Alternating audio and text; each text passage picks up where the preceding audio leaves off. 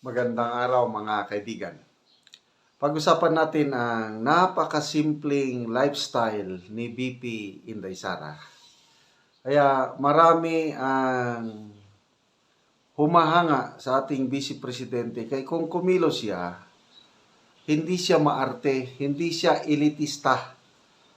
Makarelate siya sa ordinaryong mamamayang Pilipino kasi siya kung magdamit, nakasimpleng t-shirt lang. Kung maglakad, halos wala siyang bodyguard. Kung kumain, pareha sa kanyang tatay na mga simpleng ulam lang. Ito, may napanood akong Facebook reel, isang picnic somewhere in Davao. Nako, nahuli kam si BP Sara kumakain o nag-uulam ng ginamos sa Bisaya, bagoong sa Ilocano. Ito, panoorin natin siya. Ayan na. I'm speechless. Speechless ka, sir? Yeah. Yan, si BP. Guys, Dayan, Ginamos na, ginamos. Ginamos, siya yun. Ginamos. Nakasala ka, nakasala ka. Okay, oh, pabali 5 minutes. Ganun lang yun. Ganahan ko ating in-on, ba? Kapalakan mo. Oh, ganahan daw siya ng ginamos. Nagaganda ito. Kilang kong buo. Pagtayo ko lang na naisip ko. Ay, nulit ko lang.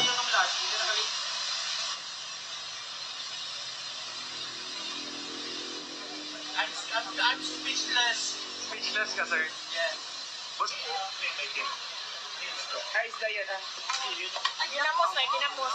Ginamos. wala, nakasala ka, nakasala ka. Okay, oh, pabali 5 minutes. Ganun lang yun. Ganahan ko ating in-on, ba? Kapalakan mo. Nana ka na.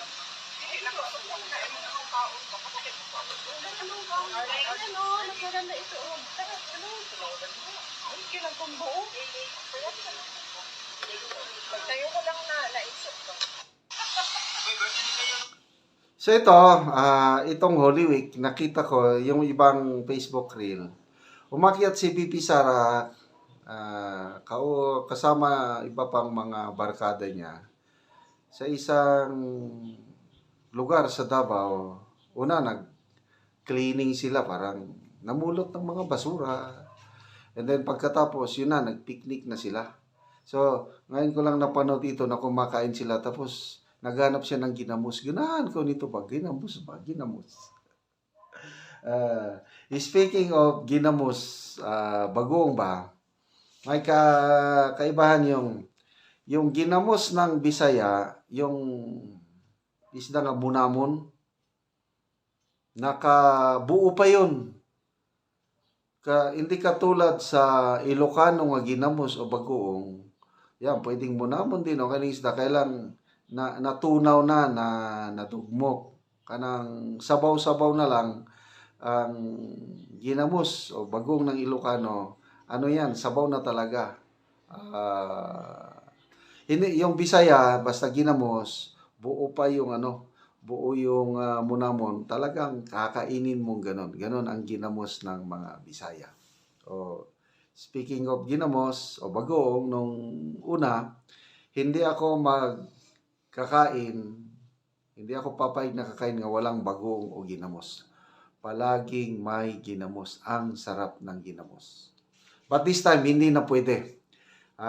Itong edad namin ng mga senior citizen, bawal na yung manghang.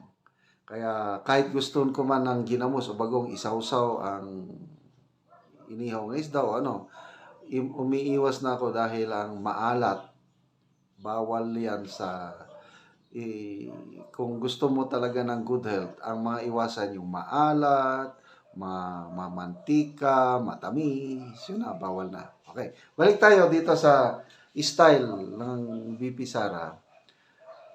Yung isang politiko naman dyan, pangalan lang natin, si ex-senator Kiko Pangilinan, grabing batikos na natanggap niya dahil pero yun mo naman, kumain siya, kumuha pa ng taklob ng kaldero na ikanin, sinabawan niya ng suka, tapos may suka, asin, kinain niya ng ganun.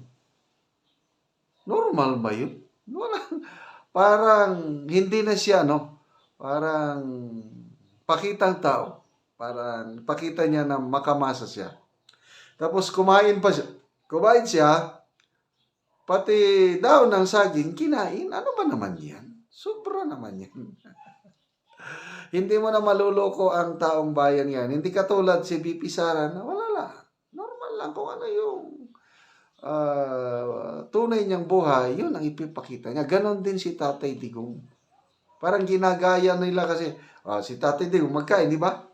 Kamay-kamay lang magkain. Ang dami ko nang nakitang picture niya o video niya kumakain sa mga simpleng restaurant, turo-turo. Ganon ang style Duterte.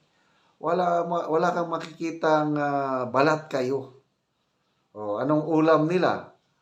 Si Tatay Digong, nakikita ko palagi niyang ulam daw is, ayun, na-miss niya sa ICC sa Netherlands.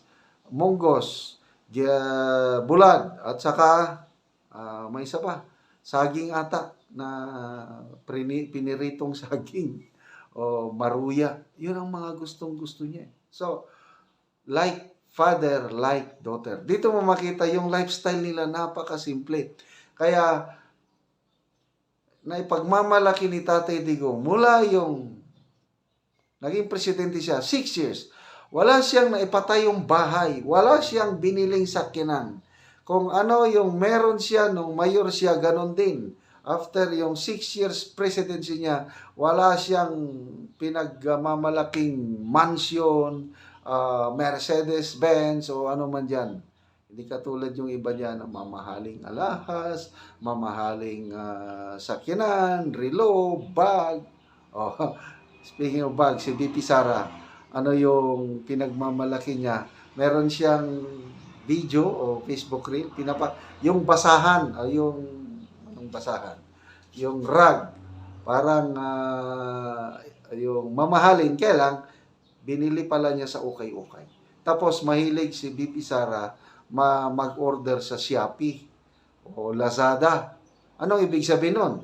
Nagtitipid, hindi siya palagastos. Yun ang tunay na leader. Hindi katulad yan kung gumastos milyon-milyon na parang sarili nilang pera nila na yung pala pera din ng taong bayan. So, saludo tayo kay BP Inday Sara kumakain ng ginamos.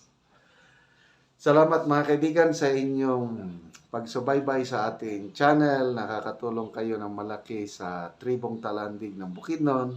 Dahil ang sweldo po natin ay tinutulong sa tribo. Namimigay tayo ng mga yero at pako para ma-repair ang sira-sirang bahay ng tribong Talandig. Panoorin nyo ang video na ito. Naanami diri sa Sitio Garden o among bisitahon ang natagaan na mo og yero. Kay karon mo siyang tan-aon kung naa si auntie sa balay. Ayo! Mayong hapon te. Oh, mayong hapon. Oh, kuan ngit-ngit kayo kay kuan naman god. Di alas 3 pa ulan na. Og mauna ni ang balay ni ate. Bisa mo ni siya ang natagaan na mo og yero. Og mo ni ang una niya nga balay. O makita gyud nga kanang dako na gyud kay ang buslot. Og mo ni ang una nilang balay. So karon nagpatukod na sila og bag-o. So akong bisitahon ang ilang balay. So karon te bisitahon nato ang inyong bagong balay. Kay nakatukod na gid ni og balay. Oo. Kay na gid ni ulanan. So karon padulong na mis. Padulong na mi diri sa among bago nga gitukod. Salamat sa nagatag ani sa sin kay nakatok na gyud mi. So di na mi mag-antos sa daghan nga ulan. Oo. So Mo na ni ang balay ni ate. salamat sa Nga nakapatukod nila nga balay. nagatag ani. Oo. Og dako sa pasalamat nato sa naga-video. Og dako sa pasalamat nato sa dagan salamat. Karon te unsa imong ikastorya nga maayo na ang inyong ato po nakabalay na mo sa bahin sa tabang sa inyo ngay Roland sang Paco Plincent. Dako gyud ako pasalamat nga nakaabot gyud ang hinabang. Oo. Kasi sa nakabalay na salamat sa Ginoo ug nagatan-aw sa nagabideo Oo. ug dako sad akong pasalamat sa nagapaminaw sa nagabideo. Oo. So karon maayo na inyong atop. Maayo na gyud. So pila na to katuig inyong balay nga karaan? Kuana na 25 na gyud na. 25 na katuig. So aya pa mo nakabalay og bag-o. Aya pa mi nag-utro. Oo. Salamat sa Ginoo kay natabangan nami. So nakabalay na gyud mi. So dagan salamat sa nagabideo o sa nagapaminaw sa nagabideo. Salamat kaayo. Salamat kaayo.